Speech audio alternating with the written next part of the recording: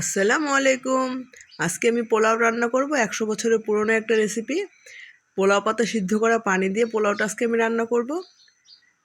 এই পোলাও পাতা সিদ্ধ করে পানি দিয়ে পোলাওটা রান্না করে এই রান্নার ফ্লেভারটা আসে পুরোই অন্যরকম। খেয়ে খুবই মজা লাগে। একবার বাসায় আপনারা অবশ্যই ট্রাই করে দেখতে পারেন। এই জন্য এখানে কড়াইতে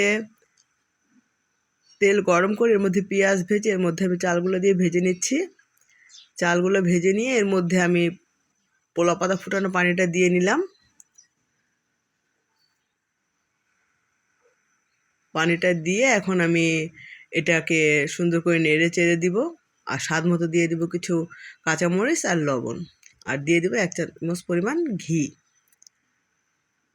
এখন আমি এটাকে ঢাকনা দিয়ে রান্না করবো প্রায় 10 মিনিটের মতো। 10 মিনিট মানে পুরোপুরি পানিটা যখন শুকিয়ে আসছে তখন আমি একটু চারপাশ থেকে সুন্দরভাবে নেড়ে দিয়ে দমে রেখে দেবো প্রায় আরও 10 মিনিট এভাবে ঢেকে।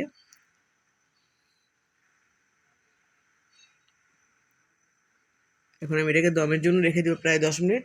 চুলার জালটা এখানে মিডিয়াম টু লোতে রেখে দিব আমি এখানে এভাবে করে।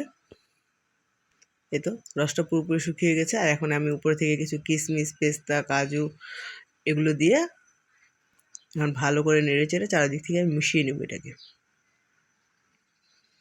পোলাওটা কি সুন্দর ঝরঝরে হয়েছে, দেখতে হয়েছি আমি।